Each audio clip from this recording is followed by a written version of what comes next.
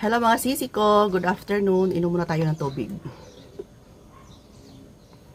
Have a blessed Sunday pala sa ating lahat.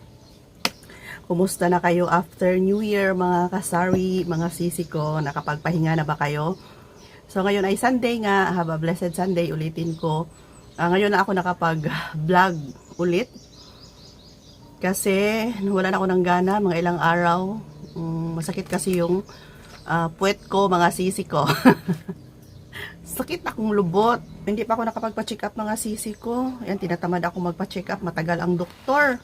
Ayan, baka mawala lang to. Nakabili pala ako ng, hindi ko lang napakita sa inyo yung glucosamine para sa cartilage ng mga buto. Nakabili ako sa Shopee. So, pag may makapasok ako sa bahay pala, ipakita ko sa inyo yun. Worth 2,000 pesos. Pag masakit yung mga buto-buto nyo sa tuhod, ayan, baka mawala siya kasi yun yung dating nireseta sa akin ng doktor. Kaya lang, mahal siya pag dito bibilhin.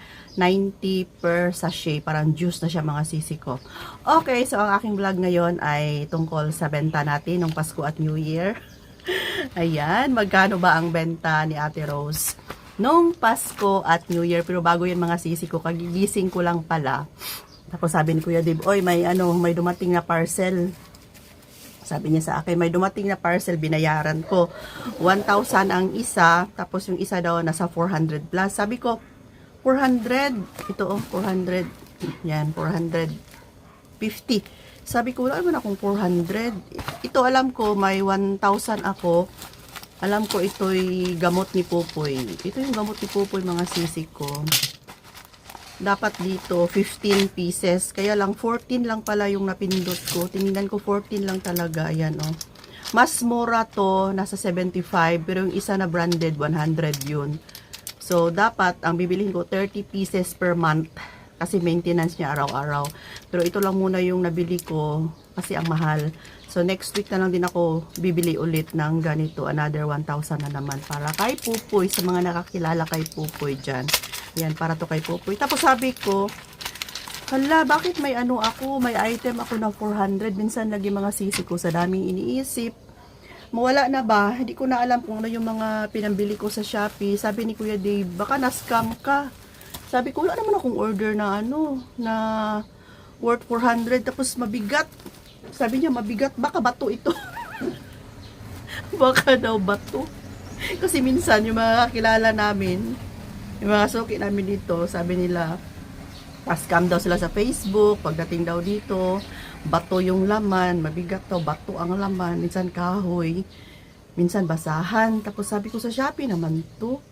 Imposible ma-scam. Tapos, pero nga, mabigat. Pero iniisip ko na naman akong di-order na mabigat. Sabi ni Kuya Dave, sige, videohan mo ako. Videohan mo ako. Tapos, i-open ko. Sige, videohan mo ako. I-open natin. Tingnan natin kung ano laman. Baka bato nga. Sabi ko, pangalan ko ba talaga nakalagay? Sabi niya, pangalan mo naman talaga to. Tapos, pag open niya, na-open ang mga sisi ko. Sinilip niya. Pag silip niya siya, ay, kaya pala mabigat. Ano pala to? Luncheon meat daw. Ay, oo nga pala, luncheon meat. Kaya pala mabigat kasi marami siya. Yan mga sisi ko. Itong lote. Lote ba? O lot? Babasa nito. Lote o lot? Ayan, sa mga sisi ko, ito'y lote. Ayan, Korean luncheon meat po to. So, marami itong kulay. Ayan, iba-iba. Pero ang mabenta, itong kulay na itong mga sisi ko. So, ang nabayaran ko, 450. Ni Kuya Dave pala, yan. 450 yung nabayaran ni Kuya Dave. So, ito yung mabenta. Itong kulay talaga, ganito, kulay blue. May may kulay, parang light color. Meron. Basta maraming kulay to. Maglagay ako ng product dyan sa baba kung gusto nyong ibenta ito. Mura lang to mga sisi ko. Ang nabayaran ni Kuya Dave, ayan, 5 to. Hindi na lang natin lahat. Basta 5 to mga sisi ko. Di pala ba to? Kaya pala mabigat kasi nga luncheon meat. 5 kasi naipon. 450 lang ha. 450 divided natin sa 5. Nakuha ko lang siya ng 90 pesos. So, free shipping pa. Free delivery mga sisi ko. Nakuha ko lang siya ng 90 pesos. Plus may voucher. Kuting vouchers lang. Nasa 50 pesos siguro. 90 lang. Nakuha ko siya ng 90. Depende na kung magkano yung benta mo. 120, 140. Basta, ikaw nang bahala. Kasi, kapag ganitong luncheon meat dito sa grocery, mahal na siya mga sisi ko. Ang yung iba nga luncheon meat nasa 200 plus, 180, 180, yung iba 150, depende sa klase.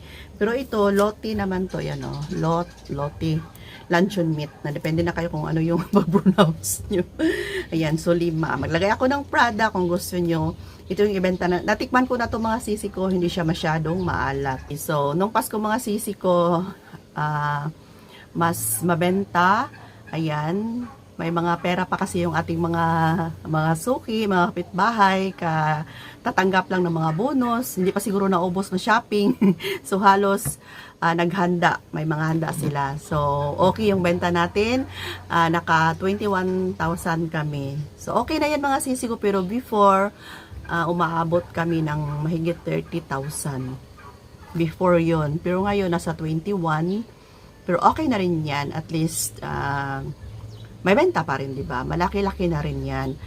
So, nung New Year, doon kumalma.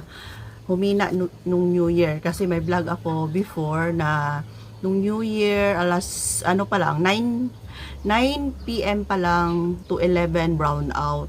So, kumalma na talaga yung mga customer namin. Tapos bumalik yung ilaw, mga 11 na siya, tapos start 9 PM, umulan, tapos walang ilaw, walang katao-tao. May vlog ako, last vlog ko yun, yung vlog ko, yun na nga, walang katao-tao, napakadilim, tapos New Year yun, sasalubungin yung New Year. So ngayon, syempre, ganyan yung sitwasyon namin. Alam nyo ba, kung maniwala kayo sa hindi, siguro yung benta namin ng beer namin ay hindi nakaabot ng 1 case. Sa totoo lang talaga, mga ilang bote lang yung namin na nabenta pala na beer. Red Horse siguro yun, ilang lang. Tapos sa mga soft drinks, as in siguro namili na sila ng mga 1.5 sa labas mga sisi ko. Namili na sila ng ibang mga katulad na mga cheese, mga Nestle cream, basta mga gatas. Hindi siya gaano ka mabenta na. Mas okay pa nung Pasko.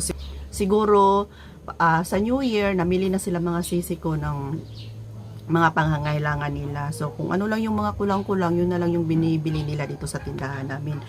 So, nung New Year, nakaano lang kami, siguro magsi 16,000 lang. Yun lang. So, tapos nag-close kami ni Kuya Dave, mga 1:45 kasi wala na talaga. Wala nang naglalakad. Alam niyo naman, subdivision, nasa kami, sa gitna. Wala na talagang naglalakad. Alos pagkatapos ng putukan, tahimik na ang paligid. So, yun lang yung benta namin, 16,000. Pero thankful pa rin ako, at least natapos man ang 2025 ay magkasama kami buong family, healthy kami, sa awa ng Panginoon, may mga blessings naman sa araw-araw, patuloy pa rin yung benta ng ating tindahan, hindi naman siya huminto. Ayan, kahit hindi gaano kalaki yung benta, thankful ako kay God. Thank you Lord. Isa pa sa pasasalamatan ko na natapos ang buong 25 na healthy kami. Kasi iniisip ko yung last year, nasa hospital ako, binisita ko yung auntie ko, yung parang mama ko na rin, pinaka-close ko, na pinsan ko, nagpasko at nag-New Year sila sa hospital. Kasi na hospital yung auntie ko, almost 100,000 ang nagasto nila. So yun na lang yung iisipin natin. Ang pinaka-importante sa mga araw na yan, natapos ang 2025, nalagpasan natin yung mga trials, kung may mga karamdaman tayo, nagiging okay tayo, nandito tayo kasama ang ating buong pamilya. Yun lang talaga pinaka-importante mga sisi ko. Walang stress, walang kaaway, ganyan. So, thank you Lord. Okay? Tapos mga sisi ko, pagka January 1, close si Kuya Dave buong araw. Hindi siya nag-open kasi walang naglalakad talaga. Halos lahat. 25 pagka 25 mismo, close din kami. Kasi walang katao-tao. Kung may bibili man, lang yung oras mo dito sa kaupo, kunti lang yung bibili. Pagka 1 naman, close kami. Buong 1 talaga. Yung iba, sabi nila, mag-open sila para yung pera palihi. Sabi nila palihi daw na open yung negosyo nila pag January 1. Pero kami ilang January 1 na close kami. Last year close rin. So nung January 1, nagpunta ako sa bahay ng kapatid ko, si Kuya Dave lang dito, hindi siya nag-open ng tindahan. So wala kaming benta nung 25 at 1. Tapos ngayong January, first week ng January ay may birthday dito sa kapitbahay namin. So halos naubos yung isang case namin ng 1.5, tapos bumili sila ng mga beer. Tapos ngayon, sa araw-araw, kahit na hindi naman as in mabenta yung mga soft drinks ko, sa ngayon ay unti-unti nang nauubos mga sisi ko. Bumibili na rin, bumibili na ulit. Ayan, bumibili na ulit yung aking mga customer, mga suki, kasi naubos siguro yung mga pinamili nila sa grocery. So, ayan, yun lang. So, nasabi ko na talaga. siguro, napanood niyo sa mga vlog ko, na sinasabi ko paldong-paldo, kumusta ang benta, pero hindi ko pa talaga sinasabi. So, ayan, sinasabi ko na magkano lang yung inabot ng benta natin. Yun lang talaga yung katotohanan. Pero, happy ako. Thank you so much, Lord. Hindi naman gaano kalaki. Basta tuloy pa rin yung ating maliit na negosyo, araw-araw may blessings pa rin. So thankful ako kasi nga nung January 1 close kami, pero nabawi naman pagka bukas sa susunod na araw, medyo okay yung benta namin. Yan, paldong-paldo kami sa aming kota. Ayan, hindi man kami gaano kalaki yung benta nung mga nagdaang New Year, pero sa mga susunod na araw, sa mga paparating na araw, may mga times na malaki yung benta natin. Kaya thank you, Lord. Okay, so ayan mga sisi ko, ulitin ko lang, may product tayo dyan sa baba. Click nyo lang kung gusto nyong bumili. So medyo parang ang isip ko ngayon. Kasi nga masakit pa yung aking bewang, masakit yung akong puwet, mga sisi, akong lubot, sakit.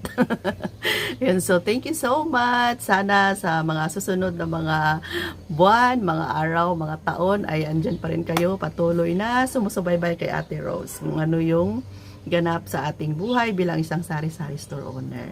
Yan, huwag mawala ng pag-asa, tuloy lang po, laban lang araw-araw, and magpasalamat sa Panginoon. Bye for now. I love you so much mga sisi ko, mga sir. Thank you.